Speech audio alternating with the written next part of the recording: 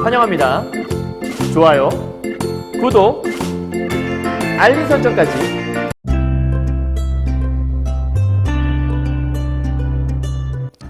안녕하세요. 경화여고 2학년 학생 여러분, 그리고 전국에서 EBS 올림포스 전국연합학력평가 독서 교재로 독서 파트를 공부하시는 여러분 만나서 반갑습니다. 선생님은 세계 최강 국어쌤 조인수 선생님입니다.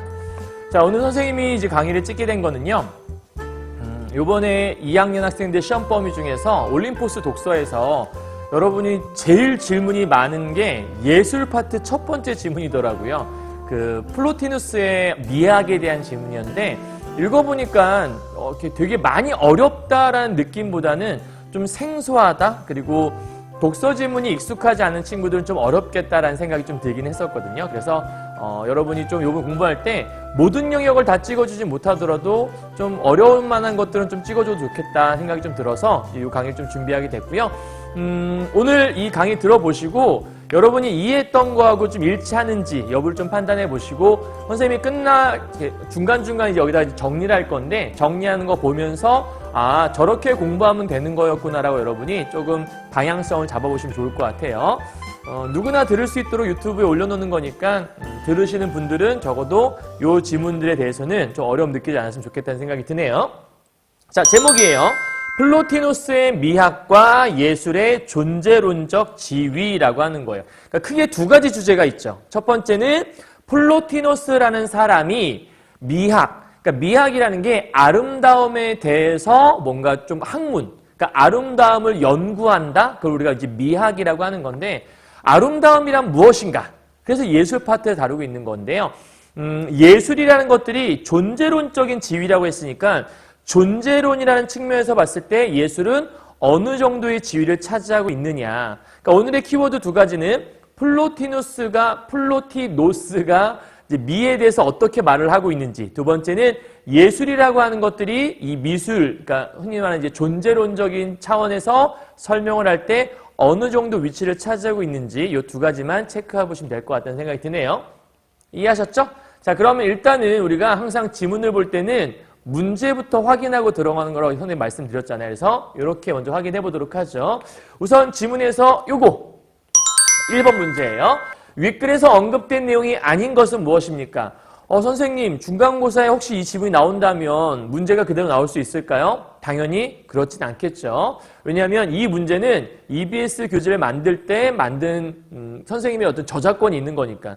근데 지문을 어쨌든 활용했던 거니까 완전히 똑같을 수는 없겠지만 뭐 비슷하게 활용을 하거나 요 내용 중에 뭐 한 가지는 좀 집어넣을 수도 있겠죠. 그러니까 어떤 독서 지문 갖고 문제 출제하든지 간에 마찬가지가 될 수 있을 것 같아요. 그래서 문제풀이는 기본적으로 하셔야 돼요. 그럼 여기서 요런 문제가 독서 문제 유형이구나. 유형 파악에 좀 여러분 신경 쓰시고요. 자, 그럼 포인트가 뭐냐?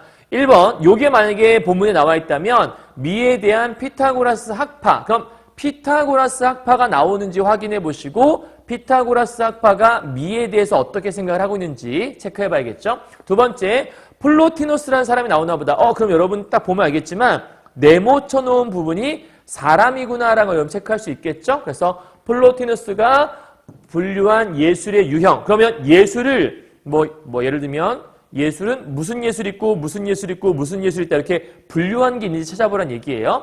분류라고 하는 건 종류별로 묶어놓은 걸 얘기해요. 그러니까 예를 들면 행위예술, 무슨 예술 이런 게 찾아보란 얘기예요. 다음 균제이론이라는 게 있나 보다. 만약에 이게 맞다면 플로티노스가 그러면 플로티노스가 균제이론이라는 거에서 어떤 생각이 있나? 없으면 이게 답이겠고 있으면 오케이 적절한 거겠죠. 다음 플라톤과 플로티노스의 예술 간의 차이. 그럼 플라톤과 플로티노스가 나온다면 둘 간에 뭔가 차이가 있는 건가? 다섯 번째, 플로티노스의 미 이론이 지니는 의의. 보통 이런 의의는 어디 나온다고 선생님 늘 얘기했냐면 독서 지문에서 마지막 부분에 나온다 얘기했었죠. 그러니까 5번이 맞으려면 아마도 마지막 파트, 마지막 단원을 보면 될 수 있을 것 같아요. 이해했죠? 자, 이렇게 문제 보시고요. 그 다음 2번 문제 보니까 2번 문제는 뭐냐면 A에서 E에 대한 거니까 요거는 A에서 E가 나왔을 때 확인해야 될 것 같고요.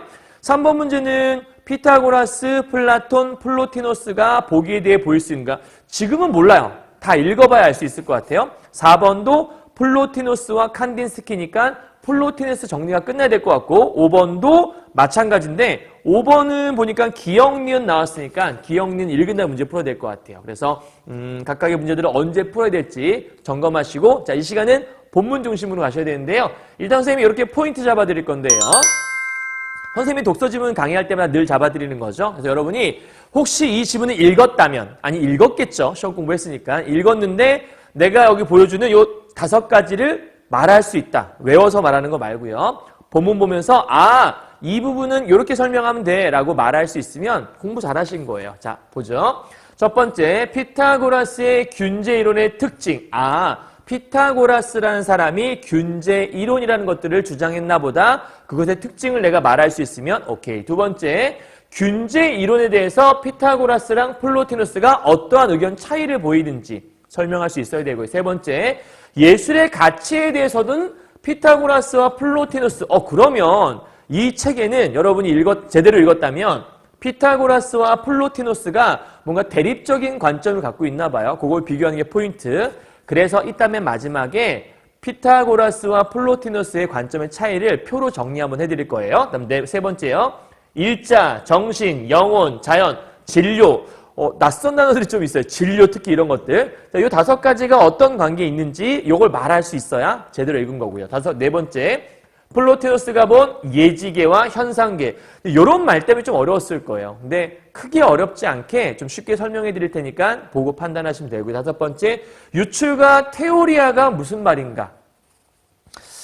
본문에 보면 3문단에 요 말이 들어있어요. 유출과 테오리아의 개념을 통해 플로티누스가 뭔가 주장했나 봐요. 그러니까 이 유출은 뭐고 테오리아는 뭐지? 잘 파악해서 말할 수 있도록 공부하시면 요즘은 내가 잘 파악했구나 생각하시면 되겠습니다. 자, 이렇게 보니까 와, 뭐가 되게 어려워 보인다. 근데 막상 해보면 그렇게 어렵지 않으니까 겁먹지 말고 따라오시면 될 것 같습니다. 자, 혹시 아직 지문 안 읽었으면 선생님이 늘 말씀드리고 있죠. 아직 안 읽었다면 잠깐 멈춰놓고 일단 지문 한번 읽어보고 이해가 가든 안 가든 일단 읽어보셔야 돼요. 읽고 나서 그 다음 도저히 모르겠다. 그럼 강의 들어보시면서 그런 의미였구나라고 함께 따라오시면 돼요. 안 읽고 그냥 보면 너무 지겹고 힘드니까 꼭 읽어보세요. 자, 가겠습니다. 1문단부터요. 단락번호 붙이고 시작하셔야 돼요.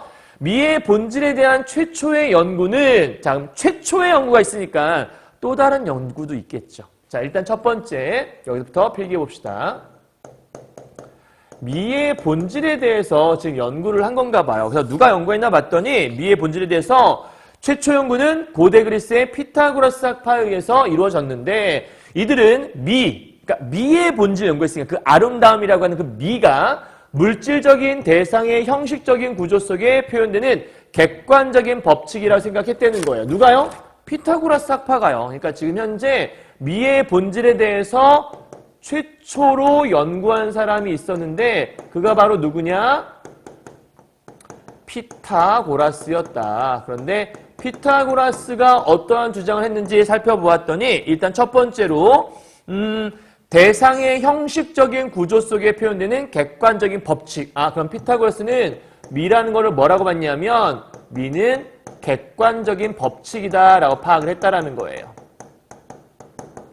그럼 피타고라스는 아름다움에 대해서 객관적으로 누가 봐도 이렇다라고 설명할 수 있는 법칙이 있다고 생각을 했나 봐요. 그럼 피타고라스의 주장에 따르면 어떤 사람이든 아름다움에 대해서 정의할 수 있는 모두가 동의할 수 있는 객관적인 법칙이 존재해야 돼요.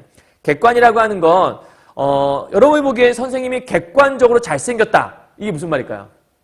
객관적으로 잘생겼다는 얘기는 모두가 날 보고 잘생겼다고 얘기하는 거예요. 근데 그 정도의 선생님이 어떤 자신감이 있는 건 아니거든요. 그러니까 그냥 무난하다, 그냥 살만하다, 이 정도 생각은 갖고 있지만 잘생긴 사람은 우리가 흔히 말하는 방탄소년단의 뷔 정도 아니면 조인성 정도 되면 누가 봐도 와, 너무 잘생겼다 생각할 수 있잖아요. 그 정도는 객관적으로 잘생겼다. 그러니까 보통 객관이란 말을 쓰려면 누가 봤을 때 그냥 특정한 사람 특별하게 본 게 아니라 그냥 누굴 뽑았을 때 자, 어때? 이래 보여. 자, 동일한 의견이 나오면 그 정도는 객관적이다라고 얘기할 수 있을 것 같다는 생각이 드는데 어쨌든 중요한 건 객관적인 법칙이라는 게 존재한다고 했던 사람이 이 피타고라스라는 거예요. 자, 피타고라스는 수를 우리 피타고라스 법칙 이런 거 알잖아요. 수학적으로 또 유명한 사람이니까 피타고라스는 수를 이 세상의 근원으로 보았기 때문에 피타고라스는 이번엔 수라고 하는 것들을 세상의 근원으로 본 사람이었구나. 그래서 아름다움은 여기 아름다움이 이제 미라는 거겠죠. 그 대상을 구성하는 여러 요소들 간의 수적인 비례에 의한 것이라는 균제 이론. 그러면 이 피타고라스가 이 미를 뭐라고 얘기했냐면 수적인 비례로 표현할 수 있었대요. 그러니까 아름다움이라는 것들을 수를 가지고 설명했나 봐요. 왜요? 수가 이 세상의 근원이니까. 그러니까 이 세상을 이루고 있는 가장 근원이 숫자야. 그러니까 그 숫자를 가지고서 이 세상에 있는 것들을 표현해야 돼. 그러니까 아름다움 역시도 이 수를 갖고 표현할 텐데 수적으로 뭔가 비례적으로 표현을 하게 되면 그게 아름다움을 설명할 수 있는 건가 봐요. 그걸 얘는 뭐라고 얘기했냐면 균제 이론이라고 했구나.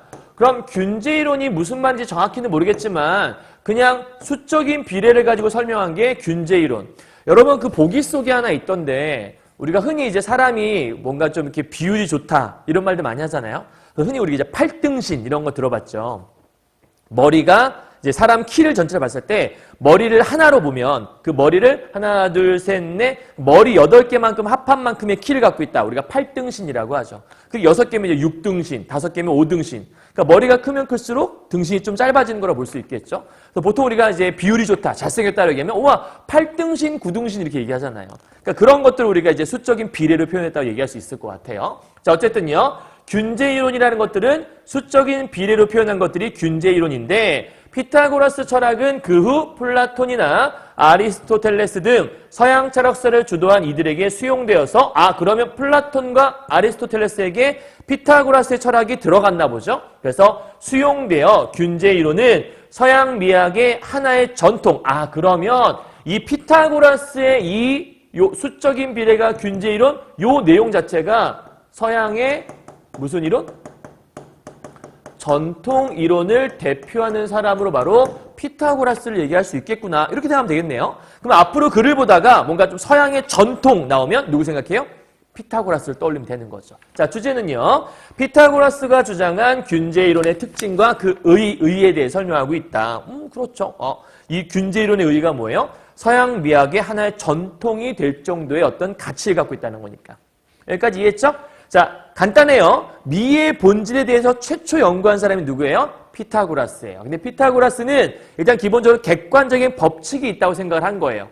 아름다움을 객관적인 법칙으로 설명할 수 있다고 생각했나 봐요. 근데 어떻게 설명할 거냐면 이 세상의 근원은 숫자라고 생각했기 때문에 그 숫자를 통해서 아름다움을 표현하고 싶었어. 그래서 수로 어떤 비례를 표현했다. 그게 이제 아름다운 표현한 방법이라고 생각했나 봐요. 우리는 균제 이론이라고 얘기했던 거고요. 자, 이 문단 가보죠.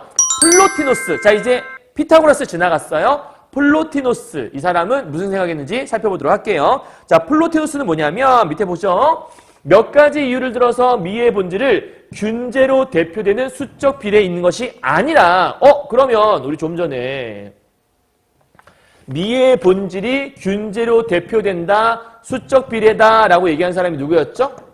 여기는 피타고라스였잖아요. 그러면 플로티노스는 피타고라스의 주장이 틀렸어! 라고 얘기했다는 거잖아. 그렇다면 이 미의 본질 주장했던 피타고라스와 조금은 반대 개념에 있는 사람이 플로티노스였구나. 플로티노스였나 보다. 이렇게 일단 생각하시면 될 것 같아요. 그럼 피타고라스라는 사람과 플로티노스는 뭔가 반대 의견이 있나 보죠? 자, 얘는 수적 비례에 있는 건 아니야. 수적 비례가 미의 본질이라고?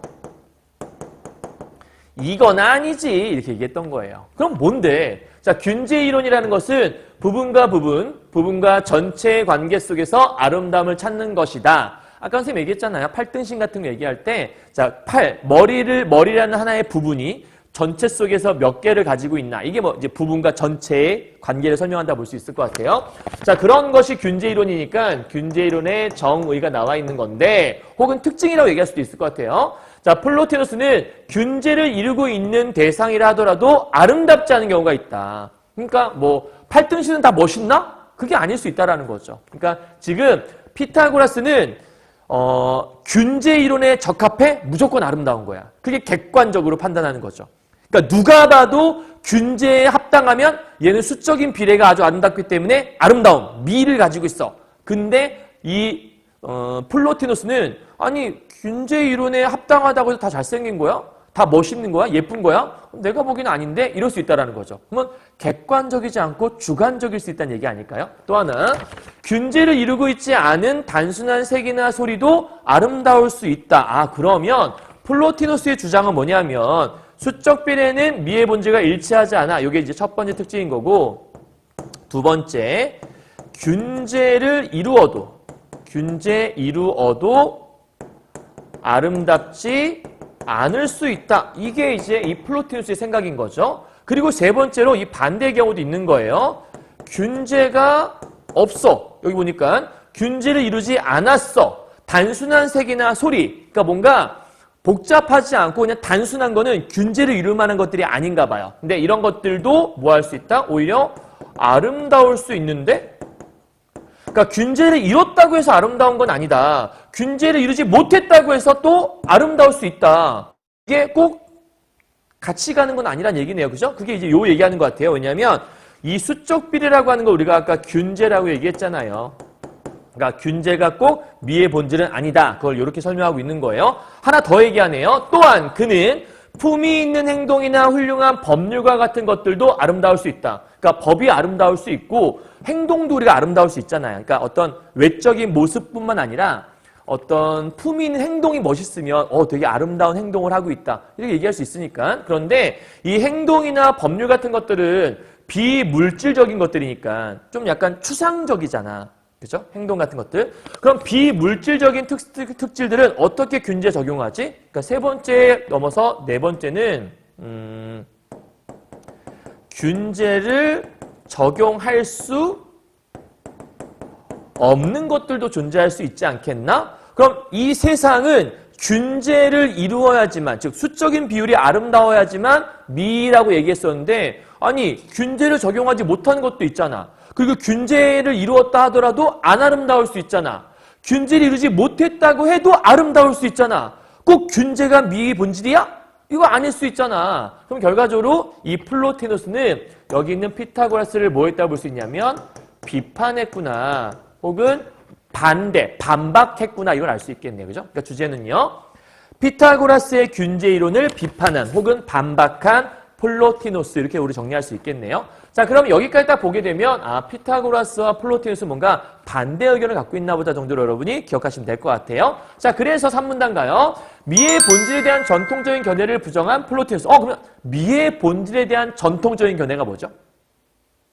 이때 머릿속에 딱 떠오르고 얘기할 수 있어야 돼요. 아까 뭐라 그랬냐면 피타고라스의 사상이 쭉 이어져서 서양 전통 이론이 되었다. 그렇다면 여기서 말하는 미의 본질에 대한 전통적인 견해는 당연히 피타고라스의 견해를 얘기하는 거겠죠.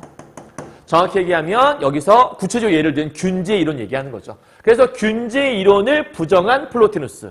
이제 납득이 가죠. 자, 이 플로티노스는 균제를 대체할 수 있는, 왜 대체해야 돼? 균제로는 미의 본질을 설명할 수 없으니까. 그러면 얘들아 있잖아. 지금 현재 어떤 구조를 갖고 있는 거냐면 여기 이제 밑에 잠깐 지울게요. 미의 본질에 대해 최초로 연구한 사람은 피타고라스였어. 근데 지금 현재 이 플로티노스도 미의 본질은 없어 이런 얘기를 한 사람은 아닌 거야. 미의 본질이 있긴 있어. 근데 꼭 균제를 통해서만 설명할 수 있는 게 아니다라고 생각했던 사람인 거잖아. 그러면 이 플로티노스가 생각한 미의 본질이 있을 수 있겠네요. 그러니까 여기 말하는 피타고라스 얘가 일단 최초의 연구자라면 이 다음 요걸 이어서 이 플로티노스도 나름대로 이 아름다움이라고 하는 이 미학에 대해 설명한 방법이 있었다라는 거죠. 대신 플로티노스는 뭘 인정하지 않았냐면 균제라는 것들이 미의 본질이다라고 얘기할 수 없다. 이렇게 해서 얘기했으니 그럼 균제를 대체할 수 있는 뭔가가 있어야 될 거 아니에요. 그래서 뭐가 있을까? 미의 본질을 정신에서 찾았대요. 그래서 이 플로티노스는 뭘 중시한 사람인 거냐면 균제 대신 제일 중요한 정신을 중시한 사람이 바로 누구였다? 플로티노스였다. 그러면 피타고라스는 균제를 중시한 사람이었다면 플로티노스는 정신을 중시한 사람이다. 이제 이 정신 쪽으로 가야 되는 거예요. 자, 플라톤이라는 사람이 얘기를 했나 봐요. 이 세계를 이데아계와 현상계로, 이거 되게 유명한 말인데 여러분 아세요? 플라톤이 이 세상을 바라볼 때 이데아와 현상으로 바라봤던 사람이거든요. 그래서 플라톤은 이데아계와 현상계로 구분을 했어요. 그리고 그 중에 현상계는 이데아계를 본떠서 생겨난 것. 이때 이데아계라고 하는 건 가장 이상적인 뭔가 본질적인 것을 얘기하는 거고요. 현상계라고 하는 건 우리 눈에 보이는 이제 이 현상, 세계를 얘기한다 보시면 돼요. 그러니까 본질적인 것이 이 현상 세계를 이렇게 정확히 말하면 이런 거겠죠. 우리가 살고 있는 이 세계는 아주 이상적인 세계라고 할 수 있는 이데아계가 있는데 거기를 흉내내어 만든 게 요 세계라고 얘기하는 거예요. 쉽게 설명하면 물론 이게 정확하게 이런 개념이다라고 얘기할 수는 없지만 여러분이 좀 이해하기 쉬우려면 완벽한 세계가 따로 하나 있는 건데 그 세계를 본떠서 만든 세계. 그러니까 천상 세계가 있고 그 세계와 비슷하게 만든 인간 세계가 있다. 뭐 이렇게 이해하셔도 뭐 크게 뭐 나쁘진 않을 것 같다는 생각이 드는데 뭐 정확하게 일치하진 않아요. 어쨌든 이데아계는 본질이라 볼 수 있는 거고요. 이거를 흉내낸 것이 바로 여기 있는 흉내낸 것이 현상계다. 그래서 본떠서 생겨났다고 얘기하는 거예요. 자, 그렇다면 얘를 흉내냈다고 했잖아. 그럼 본질적으로 서로 다른 거라고 봐야 되는 거거든. 그래서 이 플라톤은 이데아계와 현상계를 구분해서 본 거예요. 나눈 거예요. 생각했는데 플로티노스는 플라톤과 마찬가지. 그럼 얘도 마찬가지로 뭔가 비슷하게 본 게 있다는 얘기죠. 그게 뭐야? 이데아계인 예지계와 얘는 예지계를 생각했네. 감각세계인 현상계. 그러면 플라톤은 이데아계와 현상계고 여기 있는 플로티노스는 예지계와 현상계니까 이렇게 연결이네. 그치? 비슷하다고 볼 수 있겠다. 그러면 이 플로티노스는 뭘 얘기했냐면 이 세상이 어떻게 돼 있니? 라고 물어보니까 예지계라는 거하고 그 다음에 플러스 현상계로 구분되어 있다 얘기했던 거예요. 이건 마치 플라톤의 이데아계와 그러니까 약간 유사한 개념 이데아계라고 하는 것과 여기는 똑같네요. 저기서 말하는 현상계 똑같은 거니까 여기는 이 말로 좀 바꿔볼까요? 감각세계.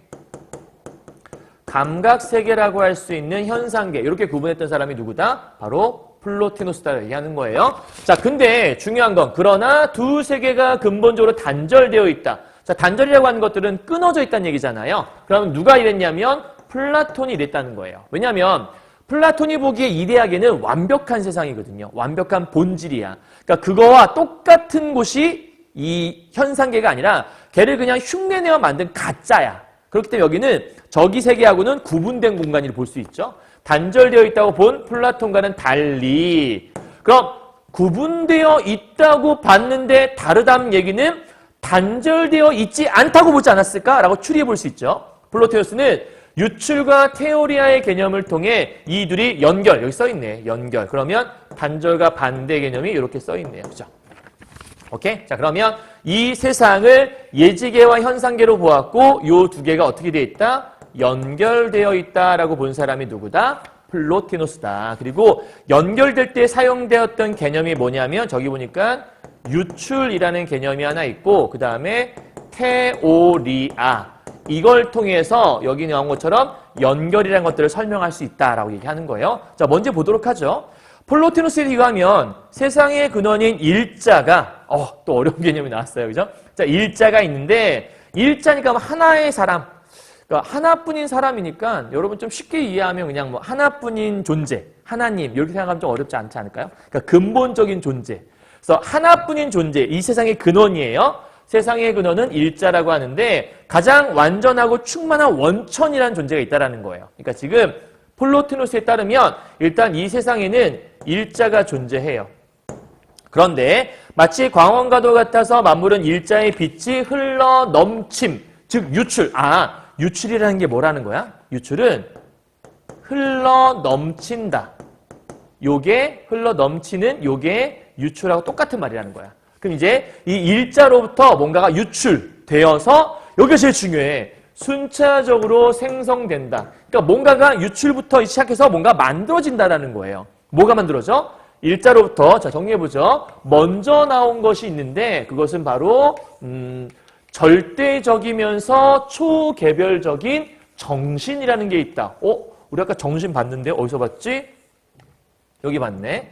플로티노스가 그렇게도 중시했던 정신. 그러니까 이 세상의 근본이자 하나뿐인 존재인 일자로부터 제일 처음 나왔고 초개별적이고 절대적인 존재가 하나 있는데 그게 바로 정신이다. 그러면 일자로부터 뭐가 나왔니? 정신이 나온 거예요. 이 정신이 굉장히 중요하다고 했던 사람이 바로 이 플로티노스인 거죠. 자, 이 정신이고 이 정신으로부터 그럼 일자로부터 정신이 나왔고 여기로부터 우주의 영혼과 개별 영혼들이 그러면 이 정신에서 다음 영혼들이 나온다라는 거죠. 오케이. 그럼 정신 다음에 뭐가 나와? 여기로부터 영혼이 나와요. 영혼.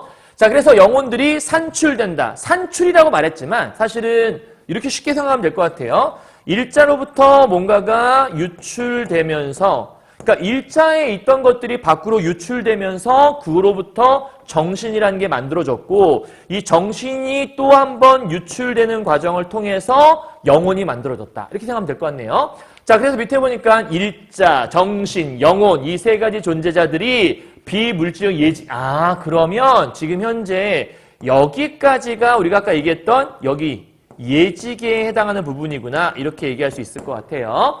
자, 그래서 예지계를 구성한다. 그럼 이제 남은 건 예지계 얘기했으니까 현상계 남았네요.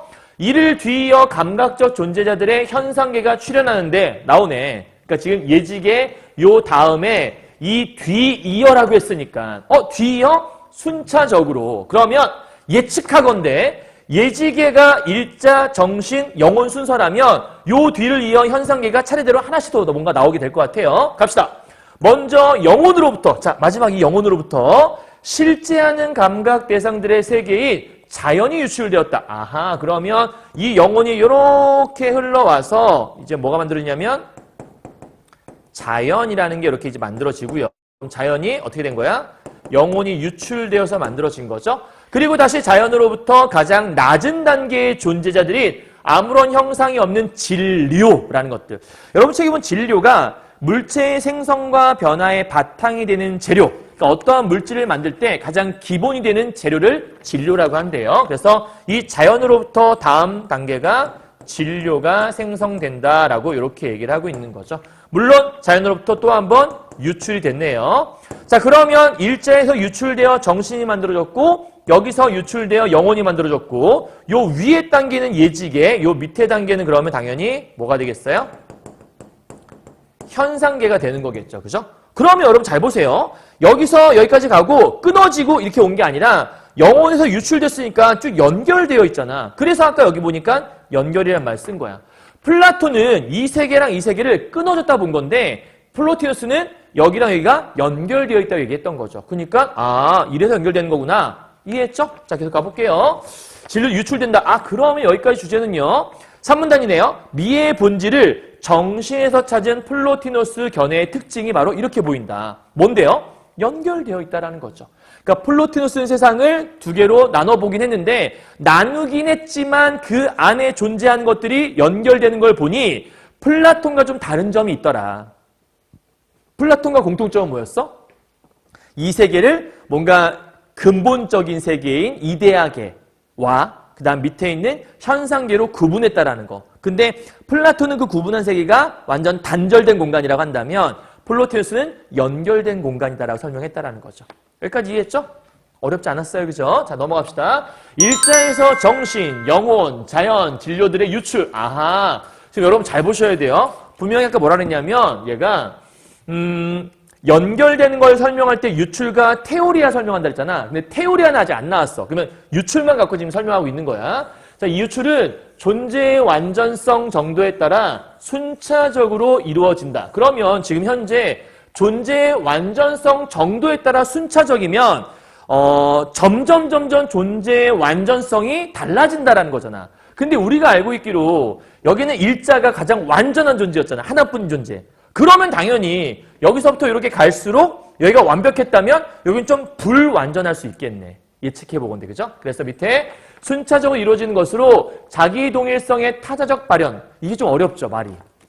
이게 무슨 말이냐면 자기 동일성의 타자적 발현이라 할 수 있다. 이해를 못할 것 같은 게 설명해 주는 거야. 자, 따라서 유출로 연결된 존재 간에는 무슨 얘기죠?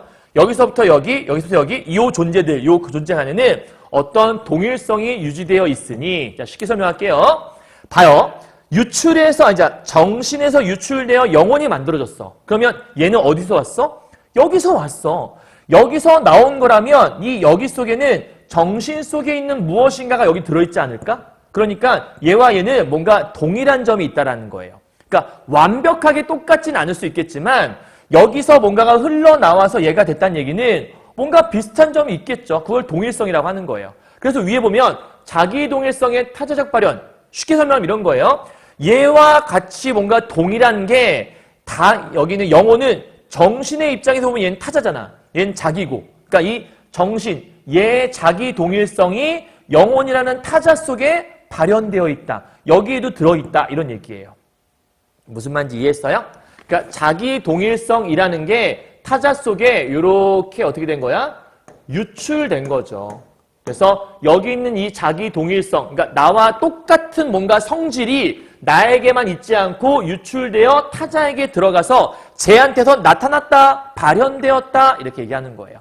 그러니까 좀 쉽게 설명하면 자기 동일성의 타자적 발현은 정신에 있는 무엇인가가 흘러서 영혼이 되었으니 이 영혼에 있는 것과 정신에 있는 것이 좀 비슷한 점이 있겠구나 라고 생각해보면 될 것 같아요. 자, 밑에 봐요. 위계질서를 가진대. 그럼 위계질서면 위아래가 있다는 얘기잖아. 그럼 당연히 여기서 얘가 나왔으니까 엄마에게서 아들이 나온 거라면 얘가 위고 얘가 아래겠죠. 그러니까 얘가 제일 높고 그 다음 제일 낮은 게 되겠네. 그래서 밑에 예지계와 현상계. 그러면 누가 높은 거예요? 당연히 예지계가 높겠죠. 어디가 낮은 거예요? 현상계가 좀 낮겠죠. 위계질서가 있는 거니까. 분리되어 있는 것처럼 보이나? 그렇지. 왜? 여기까지는 예지계, 여기까지는 현상계. 이렇게 보면 플라톤이 봤던 것과 똑같잖아. 자, 그런데 분리되어 있는 것처럼 보이지만 사실은 유출되어서 만들어졌으니 여기 있는 게 여기 있고 여기 있는 게 여기 있고 여기 있는 게 여기 있으니까 뭔가 연결된 것처럼 보이니까 그래서 연결되어 있다. 그러니까 분리된 것처럼 보이지만 사실은 연결되어 있는 거야. 이런 얘기하는 거죠.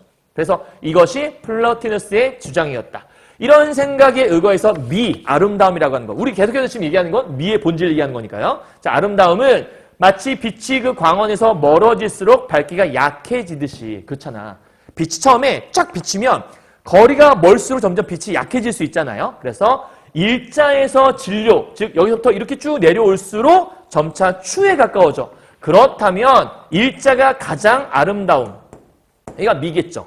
쭉 올수록 여기는 진리 오게 되면 추가 될 수 있다. 왜냐하면 빛이 약해지는 것처럼 아름다움이 점점 덜해질 수 있으니까. 그러니까 가장 완벽한 존재였어. 얘와 똑같은 애를 낳았어. 그럼 얘도 완벽하겠지. 근데 그게 아니라 여기에서 일부분이 흘러나와 얘가 되었고 일부분이 흘러나와 얘가 되었고 일부분이 흘러나와 얘가 되었고 그러니까 점점 얘 일부분 점점 그 똑같아지는 부분이 점점 적어지는 거잖아요. 그죠? 그러니까 당연히 아름다움이 적어질 수밖에 없겠죠. 자, 주제는요. 예지계와 현상계에 대한 플로티노스의 생각이 들어있다고 얘기할 수 있겠네요. 이해했죠? 집중을 놓치시면 안 돼요, 여러분. 그러면 무슨 말인지 헷갈릴 수밖에 없어요. 자, 지금 쭉 이해 잘했죠, 여기까지. 미의 본질에 있어서 피타고라스는 객관적인 법칙이 있다고 생각했고 그걸 얘는 균제라고 생각했어. 균제 이론. 그 균제 법칙이 뭐였어? 어떤 숫자로 뭔가 표현할 수 있다고 생각했어. 근데 플로티노스는 어떻게 숫자로 표현할 수 있어? 숫자로 표현했다 치더라도 균제를 이루어도 아닐 수 있잖아. 즉 균제는 미의 본질이 아니야. 그럼 뭔데? 라고 얘기하니까 균제 말고 내 생각엔 정신인 것 같아. 그래? 그게 뭔데? 정신이란 건 말이지 일단 일자라고 하는 완벽한 존재에게서 나온 가장 첫 번째 절대적인 것이 바로 정신인데 여기서 쭉 흘러가는 이런 흐름을 가지고 있어. 그래서 아름다움이라는 건 여기서부터 흘러 와서 된 것들. 그래서 미의 본질은 결국 얘가 가장 근본적인 존재니까 얘가 미의 본질이라고 볼 수 있겠네요. 그죠? 낳고 낳았다고 얘기할 수 있으니까. 자, 5분 단위예요.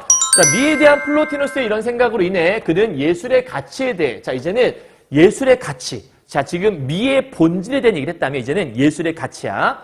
결국은 예술이라는 게 어떤 가치가 있냐 물어보는 건데 플라톤과 다른 입장. 그럼 또 플라톤과 또 뭔가 비교해야 돼.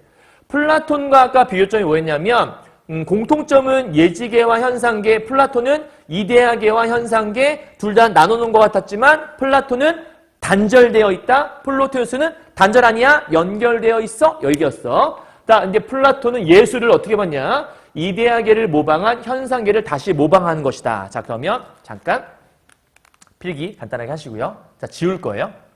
필기했죠? 자, 지울게요. 자, 이번엔 플로티누스하고 플라톤을 어떻게 비교하느냐면 예술의 가치를 갖고 비교하고 있네요. 간단하게 얘기해 봅시다. 플라톤은 예술이라는 게 이데아계를 모방한 현상계. 아까 분명히 얘기했잖아. 현상계라고 하는 건 이데아계를 모방한 것에 불과하다. 그래서 플라톤이 무슨 주장을 했냐면 플라톤은 이데아계라는 게 있는데 이거를 모방한 게 현상계다.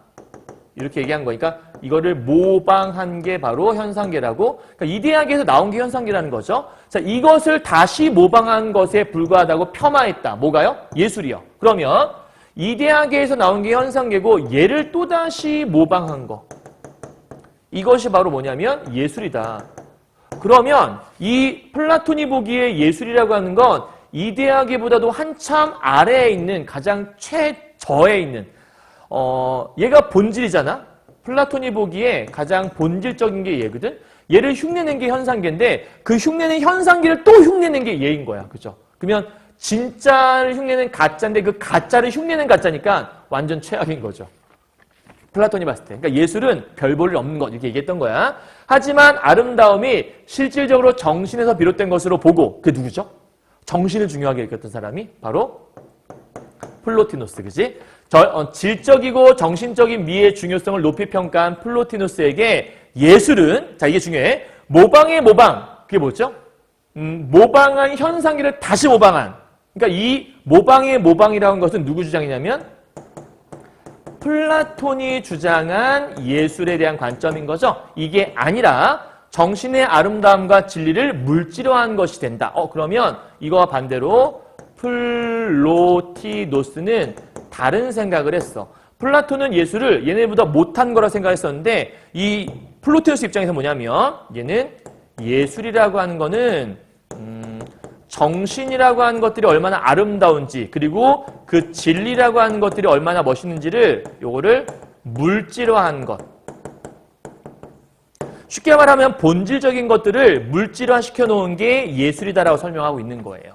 그러니까 정신, 진리, 그 멋진 것들을 이렇게 해서 물질화해 놓은 것이다. 정신의 아름다움과 진리라고 하는 것들을 물질화해 놓은 것이 예술이야. 그럼 우리가 흔히 말하는 정신이나 진리는 눈에 보이는 것들이 아니잖아. 그러니까 보이지 않는 것들을 물질화, 눈에 보이도록 발현해 놓은 게 예술이니까 이 예술이라고 하는 것들은 이 진리와 정신을 눈에 보이도록 만들어 놓은 거네. 그러면 흉내내긴 했겠지만 그 자체적으로 진리와 정신에 가까운 모습이라 볼 수 있겠네. 그럼 최소한도 뭔가 엉망인 것들은 아니겠네요. 그죠? 그래서 밑에 플로티누스에게 있어 미의 형상은 본래 정신에 있는 것이지만, 그러니까 미의 형상, 미의 어떤 모습은 원래는 정신에 있는 거야. 그런데 예술가의 영혼에도 정신의 속성인 미의 형상이 내재해 있다. 왜요?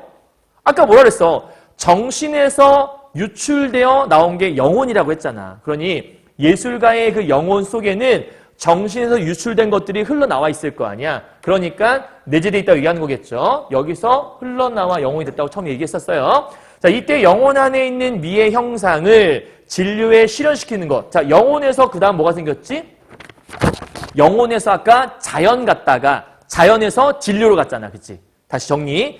일자에서 정신, 정신에서 영혼, 영혼에서 자연, 자연에서 진료. 아까 그 5단계 얘기했어요.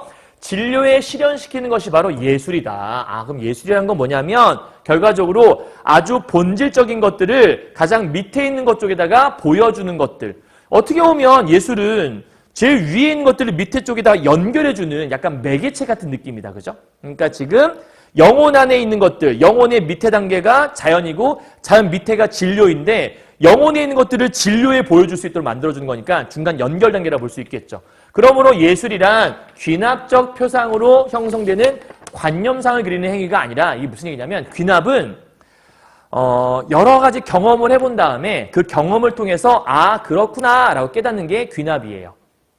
쉽게 말하면 실험을 통해서 어떤 원리를 발견해내는 것이 귀납. 그런데 선험적 관념상, 즉 연역적 표상을 현상계의 감각적인 것으로 유출시키는 행위. 연역법이라고 하는 건데 좀 반대죠. 하나의 진리가 있다라고 생각을 하고 그 진리에 대해서 증명해가는 것이 연역이에요. 그러니까 지금 기억과 니은의 차이는 뭐냐면 기억은 처음부터 진리가 있던 게 아니야. 귀납이라고 하는 건 여러 가지 경험을 토대로 해서 모아서 아 이렇구나. 이게 진리라는 거구나. 이걸 깨닫는 거고 얘는 원래부터 뭔가 하나의 진리, 가장 완벽한 게 있는 거고 그게 있어서 밑에 거를 요 진리에 따라서 밑에 거를 파악해가는 과정. 그래서 밑에 오게 되면 요 위에 있던 요 봐요. 이 예술이란 건 뭐니? 가장 선언적인 관념상 그럼 선언적인 관념상이라고 하는 것들은 아까 일자, 정신, 영혼 이런 것 중에서 위쪽에 있는 것들을 얘기하는 거겠죠. 그것들이 연역적인 표상, 그러니까 연역적인 표상이라고 하는 것들은 한마디로 아까 우리가 얘기했던 어디지? 예지계, 그죠? 그러니까 지금 연역적 표상은 현상계의 감각적인 거니까 이 연역적 표상이라고 하는 것들은 예지계, 이 예지계가 바로 이데아계를 얘기하는 거겠죠. 그러니까 이데아계에 있던 그 완벽한 아름다움이라는 것을 현상계의 감각적인 것으로 유출시키는 행위가 바로 뭐다? 예술이다. 그러면 이제 알겠다. 이 플로티누스가 보기에 예술은 뭐냐면 이데아계는 우리가 아까 아름다운 미라고 얘기했잖아. 이 아름다움이라는 것들을 현상계에다가 보여주는 건데 현상계에다가 뭘로 하는 거냐면 유출시키는 거야. 근데 유출시킬 때 뭘로 유출시키냐면 감각적인 것으로 유출시키는 것. 감각적인 거라고 하면 우리가 보고 느끼는 걸 얘기하는 거잖아. 그치? 그러니까 이 앞에 있는 이데아계는 감각적이지 않은 것들이지. 쉽게 말하면 얘가 감각적이면 얘는 감각적이지 않은 것들. 즉 감각적으로 느낄 수 없는 뭔가 추상적이고 뭔가 선언적인 뭔가 완벽한 그런 개념들을 우리가 느낄 수 있도록 감각적인 것으로 밑에 풀어주는 것이 예술. 그럼 결국 이 예술은 얘가 일로 보여줄 수 있도록 중간에 매개체 역할을 하는 거야. 그래서 밑에 보면 예술가는 이렇게 진료의 미의 형상을 부여함으로써 이 미의 형상은 원래 아까 어디 있었어? 정신에 있던 거였잖아. 영혼 속에 내재되어 있던 거였잖아. 자연이 부족하게 가지고 있는 것을 보완한다. 이 자연이라고 하는 건 어디겠어요? 현상계의 모습이죠. 그러니까 정해봐요. 이 자연, 이 미의 형상은 아까 어디 있었냐? 원래 영혼 속에 내재되어 있었죠. 근데 이 영혼이라는 것들이 흘러 유출되어서 자연됐고 이 자연이 흘러서 진료가 됐잖아. 그러니까 영혼 속에 내재되어 있던 이 미의 형상을 자연 속에다가 이렇게 흘려보내는 거예요. 흘려보낸다는 느낌보다는 이렇게 얘기하면 될 것 같다. 자, 여기다 정리해 줄게. 일단은 영혼이 있다 생각해봐. 자, 영혼이 유출되어서 자연이 됐어. 그리고 나서 진료까지 이렇게 이어졌죠. 그죠? 이게 플로티누스의 생각이었어요. 근데 이 진료에다가 뭘 부여하는 거냐면 미의 형상이라고 하는 것들을 여기다가 부여를 하는 거예요. 근데 미의 형상은 원래 어디 있었지? 이 영혼 속에 내재되어 있던 게 미의 형상이야. 그러면 이 미의 형상이 원래 얘한테 있는 건데 이거를 얘한테 집어넣어버리면 얘가 여기에 가까워질 수 있잖아. 그래서 요 자연이라고 하는 건 사실 얘보다 조금 부족한 거 아니야?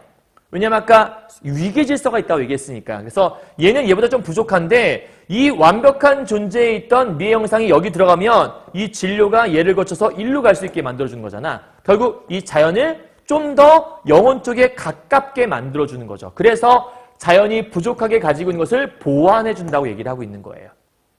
무슨 말 이해했어요?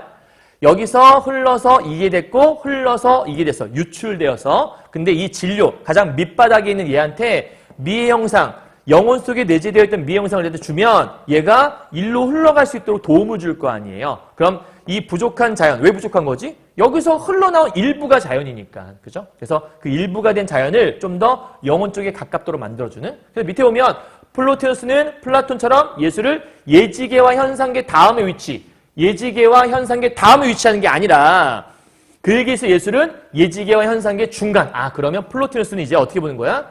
이데아계라고 하는 예지계가 있고요. 그죠? 그리고 요 다음에 현상계라는 게 있는데 이 현상계라는 것들을 어디로 보내주는? 요쪽으로 보내주는 요 중간에 누가 있어? 예술이라는 게 존재한다라는 거죠. 이해했어요? 그래서 현상계 아까 뭐가 있었어? 현상계에 있던 게 아까 우리 자연이 여기 있었고 그 다음에 진료가 여기 있었잖아. 그리고 예지계 맨 마지막에 있던 게 영혼이었고 영혼보다 완벽한 건 당연히 아까 정신이었지. 정신보다 더 완벽한 거는 아까 일자였죠. 그죠? 가장 완벽한 존재였으니까. 그래서 여기 있는 이 자연이라는 게 사실 여기 끝바닥에 있는 영혼, 여기 현상계 제일 위에 있는 자연, 여기에서 일로 넘어가려면 뭔가 많이 부족하잖아. 그 부족한 거를 여기 영혼 속에 원래 들어있던 그 미의 형상이라고 하는 것들을 여기에다 집어넣어주면 이게 이쪽으로 좀 더 덧쳐서 일로 갈 수 있도록 만들어줄 거니까. 그래서 중간에 있는 예술이 바로 그러한 역할을 한다라고 설명해주고 있는 거죠. 자, 정리하면 예술의 가치에 대한 플라톤과 플로티누스의 생각을 비교하고 있다. 와, 말이 되게 어려운 것 같지만 간단하게 정리하면 이런 거네요. 플라톤은 이데아계에서 모방되어 현상계가 있고 그걸 모방한 게 예술이라서 플라톤 예술을 가치 없는 것으로 많이 봤다. 그런데 플로티누스가 보기에는 얘를 이렇게 본 거는 얘는 구분되어 있으니까 여기서 올로 갈 수 없단 말이야. 그런데 플로티누스는 이게 흘러가는 어떤 연결되어 있는 거니까 어찌 보면 현상계가 이데아계로 갈 수 있지 않을까? 이런 생각을 했던 거죠. 그럼 가려면 뭐가 필요해? 여기 있던 어떤 미의 본질 자체가 필요하잖아. 그 본질을 여기다가 부여하는 것이 바로 예술의 기능이다라고 설명하는 거죠. 그러니까 아름다운 예술을 통해 여기다 아름다움을 부여하게 되면 아름다움이 생기는 거니까 좀 더 아름다운 곳으로 갈 수 있겠죠. 이해했어요? 이렇게 뿅 가는 거예요. 자, 6문단이에요. 플로티누스는 예술을 우리 영혼이 현상계에서 일자로 올라가기 위해 우리 지금까지 계속 했던 그 얘기네. 결국은 이 밑바닥에 있던 현상계에서 일자로 올라가는 거니까 일자는 우리 이데아계에 있는 거잖아요. 그래서 현상계에서 일자까지 거슬러 올라간다는 얘기인 것 같아요. 일자는 가장 완벽한 존재니까 결국 이 예술이라고 하는 것들은 가장 완벽한 곳으로 갈 수 있도록 만들어주는 매개체가 되는 것 같네요. 자, 일자는 아까도 얘기했지만 이데아계예요. 플로티누스에 따르면 예지계라고도 얘기할 수 있겠고. 자, 어쨌든 올라가기 위해 딛고 서야 될 디딤돌. 그쵸? 여기서 일로 가기 위해서 한 발 디뎌서 갈 수 있도록 도와주는 거란 얘기죠. 자, 영혼은 근원인 일자. 왜 일자가 근원이지? 일자로부터 모든 게 출발했으니까. 일자의 속성을 지니고 있는 게 영혼이다. 오, 그렇구나. 왜냐하면 일자에서 나온 게 정신으로 갔고 정신에 있던 게 영혼으로 갔을 거니까. 지니고 있지만 동일한 근원이 다른 모습으로 나타났다. 왜냐하면 흘러서 일부가 흘러간 거니까 완벽하게 똑같다라고 얘기할 수 없어. 완벽하게 똑같으면 일자도 완벽하고 영혼도 완벽하잖아. 근데 우리 아까 아름다움이 빛에서 멀어지듯이 점점 적어진다고 얘기했으니까. 그래서 근원에서 벗어난 것이기도 하다. 누가요? 영혼이라는 거예요. 그러니까 영혼이 현상계에서 보기에는 완벽해 보이는데 그 완벽해 보이는 영혼도 일자에 비하면 좀 부족한 거다. 이게 근원이니까 근원에서 벗어난 게 얘야. 그죠? 그런 얘기를 하는 거야. 그래서 우리 인간은 자신의 영혼이 일자와 동일한 것을 공유한다는 것을 잊고, 이게 무슨 얘기지? 현재 영혼은 흘러서 왔으니까 그 완벽한 아름다움이 많이 적어진 상태잖아. 근데 사실은 영혼은 어디서부터 출발한 거냐면 일자에서 출발한 거거든. 근데 이 영혼 상태는 내가 완벽한 거에서 출발한 거야를 잊고 산다라는 거야. 왜? 본질적으로 달라 보이거든. 내가 어찌 감히 일자와 동일할 수 있겠어. 쟤는 완벽한데. 근데 사실 거기서부터 물려받아 온 게 난데. 이해했어? 그러니까 막 이렇게 생각하면 될 것 같아요. 아버지가 계셔요. 아버지의 피를 물려받은 게 나야. 근데 우리 아버지는 완벽해. 그래서 그걸 보면서 난 아버지와는 다른 존재야. 나는 별 볼 일 없어. 근데 사람들이 이렇게 얘기할 수 있지. 야, 그래도 니네 아버지 아들인데 호랑이 밑에서 호랑이가 나오지. 이렇게 얘기할 수 있다는 얘기지. 근데 그걸 이 당사자는 잊고 산다라는 거야. 그래서 동일한 것을 공유한다는 것을 잊고 물질 세계의 감각적인 것에 매몰되어 있어. 그러니까 지금 얘는 이데아계에 있는데 이데아계의 끝에 있다 보니까 얘가 이쪽 물질계 쪽에 매몰돼 갖고 나는 정말 일로 갈 수 없는 존재인 것 같아. 이런 얘기를 한다는 거야. 그래서 우리의 영혼이 일자와 합일을 해야 한다고 본 플로티누스. 그러니까 플로티누스는 연결되어 있으니까 얘가 여기서부터 출발했는데 그 사실을 잊고 자꾸 이쪽에 치우치려고 하니까 야, 이쪽 방향 아니야. 절로 가야지. 이렇게 얘기하고 있는 거야. 이쪽 방향 아니면 어디로? 저쪽으로. 이해했어요? 썸네일 따야지. 이쪽으로 올라가. 오케이. 이렇게 이렇게 올라가. 오케이. 자, 됐어요. 별걸 다 하네요, 선생님이. 자, 어쨌든 공유한다는 것을 여기로 다시 와야겠네. 플로티누스는 영혼이 내면을 관조함으로써 자신의 근원인 일자를 상기할 수 있다. 그러면 영혼이 여기서 열심히 뭐 해요? 관조를 해. 관조를 하면 관조를 통해서 어디로 갈 수 있어? 일자로 갈 수 있나 봐. 일자로 상기시킬 수 있어. 일자로 돌아갈 수 있다고 생각했대. 그러니까 열심히 영혼이 나는 어떤 존재인가 계속 생각을 하라는 얘기야. 나는 어떤 존재지? 맞아. 나는 물질계에 있는 감각적인 존재가 아니라 맞아. 나는 일자로부터 출발했어. 그래. 다시 절로 갈 수 있어. 이런 생각을 한다는 얘기죠. 그래서 일자로부터 유출로 생성된 각 넘어가요. 단계의 존재들이 거꾸로 예지계의 일자에게로 회귀하는. 그러니까 원래 여기서부터 출발해서 이렇게 흘러왔는데 이제는 거꾸로 이쪽으로 올라갈 수 있다. 상승해서 갈 수 있다. 그 상승 운동을 테오리아. 우리 아까 처음에 유출과 테오리아 얘기했잖아. 그러니까 유출은 어떤 개념이야? 위에서 아래로 내려오는 개념이 유출인 거야. 그치? 일자가 유출되어 정신, 정신이 유출되어 영혼, 영혼이 유출되어 자연, 자연이 유출되어서 뭐? 마지막? 진료. 근데 이 진료부터 다시 거꾸로 올라가는 상승 운동이 테오리아. 유출? 테오리아. 이해했죠? 여기까지? 자, 그래서 테오리아를 위해서는 뭐 해야 되니? 자신의 영혼의 정신의 미가 존재하고 있다는 것을 우리가 알아야 된다. 왜? 정신이 영혼보다 위에 있으니까요. 그죠? 이것을 깨닫게 해주는 것이 바로 감각적인 미다. 그러면 감각적인 미라고 하는 것은 위로 올라갈 수 있도록 도와주는 거네. 플로티노스가 예술을 중시한 것은 왜 그런 거야? 미적 경험을 환기해서 테오리아를 일으키려는 강력한 추동력. 그러면 예술이라고 하는 게 뭘 준다라는 거야? 예술은 왜 중요한 거야? 테오리아를 깨닫게 해주는 거니까. 테오리아를 통해서 위로 올라갈 수 있도록, 즉 내가 본래의 아름다움을 찾을 수 있도록 도와주는 게 바로 예술이라고 하는 거죠. 그러니까 플라톤은 예술을 맨 밑바닥에 있는 걸 봤지만 여기는 플로티노스는 아니야. 예술은 올라갈 수 있도록 추진력을 주는, 도와주는 조력자의 역할을 해. 매개체 역할을 해. 이렇게 봤던 거죠. 자, 정리요. 플로티노스가 예술을 중시한 이유, 테오리아 때문이라고 설명을 다 했던 거예요. 이해했죠? 자, 마지막 질문단이에요. 이처럼 예술가에 되면 나아가 그 원형인 정신세계의 아름다움을 담은 예술의 가치를 높이 평가했죠, 아까. 그죠?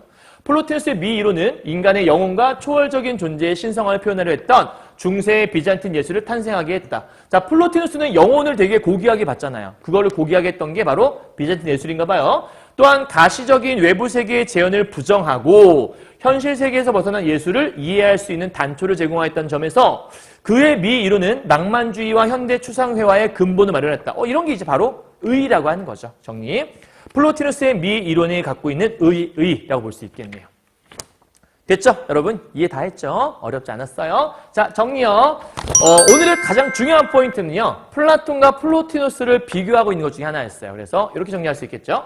자, 플라톤은 세계를 이데아계와 현상계로 바라보았다. 근데 두 세계가 근본적으로 단절되어 있다고 봤고 이데아계를 모방한 것이 현상계고 그 현상계를 모방한 것이 예술이다. 그래서 이데아계 다음 현상계가 있고 예술은 밑바닥에 있다. 라고 봤던 사람이 플라톤이라면 플로티노스는 세계는 예지계와 현상계, 예지계와 이데아계는 같은 세계예요. 자, 두 세계는 단절이 아니라 연결되어 있는 것이고 이데아계와 현상계 중간에 있는 것이 예술이라고 얘기했던 거예요. 자, 그리고 나서 이데아계와 현상계를 연결한 것이 바로 뭐라고 봤냐면 예술이라고 봤다라는 거니까 여러분 여기까지 체크를 하셔야 돼요. 자, 이제 그래서 우리 문제풀이하고 마무리하도록 하겠습니다. 자, 일단 윗글에서 언급된 내용이 아닌 것은 물어봤네요. 1번 미에 대한 피타고라스 학파의 인식. 아까 얘기했죠? 미에 대해서 피타고라스 학파는 뭐가 있었죠? 피타고라스 학파는 아까 얘기했던 갑자기 이름이 생각 안 나죠? 균제 이론, 그죠? 그 균제 이론이라는 것이 바로 미에 대한 미의 본질이다 설명했으니까 얘는 오케이. 두 번째, 플로티노스가 분류한 예술의 유형. 플로티노스가 분류한 예술의 유형은 나오지 않았어요. 그죠? 그러니까 답은 아마 2번이 될 것 같아요. 얘는 나왔던 것도 체크하면 될 것 같고요. 그래서 2번 갑시다. A에서 E인데요. A가 이제 일자고요. E가 맨 마지막에 있던 그 진료 파트인 것 같아요. 자, A의 속성은 위계적 차등에 따라 B, C, D로 전해진다. 위에서부터 전해진 거니까 맞겠네요. 2번. 자, 일자에 가까운 정도를 기준으로 해서 미추를 판단할 수 있다. 그쵸? 왜냐하면 가장 완벽한 게 일자였으니까. 다음 세 번째. A에서 E는 동일성을 함유하면서 질적으로 서로 연결되어 있다. 그쵸? 일자에서 흘러 온 거니까 동일성 유지하고 있다고 얘기할 수 있겠고. 네 번째, 유출은 A에서 E로, 테오리아는 B에서 A로. 유출은 내려오는 거, 테오리아는 상승이라고 했으니까 맞겠네요. 다섯 번째, A, B, C 예지계와 D, E 현상계는 정신에 의해 상호 보완적이다. 서로 도와주는 보완적인 관계가 아니라 흘러간다고 얘기했잖아요. 그렇죠? 그러니까 흘러오는 위계 질서가 있는 상황이지 상호 보완적인 관계는 아니니까 답은 5번이 될 수 있겠네요. 자, 3번 바로 갈게요. 피타고라스, 플라톤, 플로티누스인데요. 요거 보니까 비너스 여신의 모습은 키가 머리 기 8배, 황금 비율. 자, 비율 나오면 숫자에 아까 비율 있죠. 수의 비율이 있었으니까 요거 약간 피타고라스 느낌 갔는데, 자, 1번 볼게. 피타고라스는 수적 비례를 지켰기에 미의 본질을 구현했다고. 그쵸? 8배 숫자 나오잖아요. 비례. 요거 맞는 것 같아요. 2번. 플라톤은 이대하계와 현상계는 단절되었기 때문에 이대하계의 여신을 비너스 석상과 동일시할 수 없다고 보았겠군. 왜냐하면 플라톤은 단절되었다고 얘기했잖아. 근데 이대하계의 여신은 완벽한 존재. 저기 천상세계에 있는 거고 얘는 그냥 만들어낸 거니까 여기 현상계 그리고 예술작품은 그 바닥에 있는 거니까 어떻게 똑같을 수가 있어. 아까 얘기했지만 여기 있는 건데. 그러니까 맞겠네요. 3번이요. 플라톤은 이대하계를 직접 모방한 것으로 아까 뭐라 그랬지? 플라톤은 이대하계를 모방한 건 현상계고 얘를 모방한 게 예술이라고 했잖아. 그럼 비너스 석상은 예술인데 얘는 얘를 직접 모방한 건 아니죠. 얘를 모방한 여기는 현상계를 모방한 게 비너스 석상이니까 답은 1번이 될 수밖에, 아니 3번이 될 수밖에 없는 것 같아요. 이해했죠? 나머지 여러분 읽어보시면 될 것 같아요. 다음 4번 바로 갈게요. 칸딘스키 나오는데 여러분 이게 말이 좀 어려워 보이는데요. 밑에만 잘 읽어보면 돼요. 봐요. 정신의 아름다움과 진리를 진료를 통해 물질화할 수 없다고 보았다. 근데 플로티누스 아까 뭐라 그랬죠? 플로티누스는 진료를 통해서 물질화된 것이 맨 마지막에 있는, 그러니까 이쪽 세계가 물질화된 세계잖아. 그러니까 물질화될 수 없다란 말은 적절하지 않죠. 그렇죠? 물질화된 모습이 이쪽에 있는 거니까. 다음 2번째, 예술이 바람직한 삶의 자세에 대한 형이상학적인 깨달음을 바람직한 삶의 자세에 대해서 얘기하지 않았어요. 한 번도 들어본 적이 없죠. 3번째, 객관적인 법칙이 객관적인 법칙은 아까 누구였냐면 이 피타고라스가 객관적인 법칙이 있다 그랬잖아. 그러니까 그 키워드만 기억하면 돼. 피타고라스는 객관적인 법칙. 그러니까 얘는 피타고라스 얘기니까 말이 안 되는 거죠. 4번이요. 초월적인 존재의 미적 가치를 드러내기 위해서는 감각적 미를 탈피해야 된다. 감각적 미. 얘들아, 아까 감각적인 것으로 이대하계에 있던 것들을 현상계에 유출해서 감각적인 것으로 표현한 것이 예술이잖아. 근데 감각적인 미를 탈피하면 어떻게 얘를 표현하지? 말이 안 되는 거잖아. 그러니까 땡. 그죠? 5번. 예술의 본질이 현실 세계에서 감각적으로 지각되지 않은 관념. 그게 뭐죠? 위에 있는 그 정신세계. 그죠? 이 감각적으로 지각되지 않은 것을 감각적인 것을 표현하는 거니까 표현할 수 있다라고 본 거. 그러니까 답은 5번이 될 수 있는 거예요. 무슨 말 이해했어요? 이게 좀 어려운 문제였을 거예요. 자, 마지막 5번 문제요. 기억, 니은 찾는 건데 요거는 밑에 바로 볼게요. 보죠, 여러분. 기억이 A고 니은이 B랬는데 기억이 아까 뭐였냐면 여러분 책에서 귀납이 기억이었고요. 연역이 니은이었거든요. 그러면 귀납은 모든 걸 경험하고 진리를 찾는 거라고 얘기했잖아요. 기억 읽어볼게요. 현상계의 경험에서 도출한 보편적인 미. 요게 이제 진리라고 볼 수 있는 거죠. 현상계의 경험에서 도출한 보편적인 진리를 끄집어내는 거. 현상계의 많은 경험들을 토대로 해서 하나의 진리를 뽑아냈다? 그게 귀납인 거죠. 그러니까 얘가 기억이 여기 들어가야겠네. 기억, 그죠? 기억이니까. 다음 이은. 일자에서 비롯된 미의 형상을 발견해서 진료에 담는. 그러면 일자라고 하는 것들은 일단은 가장 완전한 진리라고 할 수 있는 그 일자. 그러니까 연역적인 그 선언적인 그 존재. 여기에서 비롯된 미의 형상을 발견해서 진료. 여기는 이제 밑에다가 적용해 놓는 거니까. 그러니까 얘가 반대로 가는 거네. 그치? 그러니까 얘는 여러 개에서 하나의 진리 도출. 얘는 원래 진리가 있었고 여기서부터 이런 것들을 쭉 발견해서 적용해서 담아내는 행위. 그러니까 여기는 니은이 될 수 있을 것 같아. 그러니까 답은 아마도 기억과 니은이 답이 1번이 될 수 있을 것 같아요. 이해하셨죠? 자, 여기까지 정리 끝. 다 했습니다. 자, 오늘 선생님이 이제 지금 좀 어려운 개념이긴 해서 여러분이 혼자 공부하기 좀 힘들 것 같아서 선생님이 정리해주긴 했는데요. 지금 시간이 벌써 10시 한 20분이네, 밤에. 선생님 아까 다 9시 퇴근하셨는데, 선생님 남아서 여러분 시험 보기 전에 요거 하나는 좀 찍어서 마무리를 해야 될 것 같아요. 지금 준비를 하러 왔거든요. 그래서 일단 여러분 잘 들어보시고 다른 강의도 찍어주고 싶은데 시간이 없어서 지금 찍어줄 시간은 안 되는 것 같아요. 그래서 일단은 지금까지 했던 것들 여러분 토대로 해갖고 이번 중간고사 준비 잘 하시고 이 예술지문 되게 어려웠던 것 같아서 찍어드린 거니까 잘 들어보시면서 여러분의 것으로 좀 잘 만드시고 이번 시험에 임하시면 좋을 것 같다는 생각이 듭니다. 자, 고생하셨고요. 오늘의 포인트 기억하셔야 돼요. 여기 나왔던 요 플로티누스 플로티노스가 어떤 주장했는지, 그리고 플라톤과 어떠한 차이점이 있었는지, 그리고 일자로부터 진료까지 어떤 관계에 있는지 잘 파악해 보시면 될 것 같다는 생각이 드네요. 자, 주말 잘 보내시고 9일까지 연휴인데 잘 보내시고 중간고사 잘 봅시다. 자, 수고하셨습니다, 여러분. 안녕!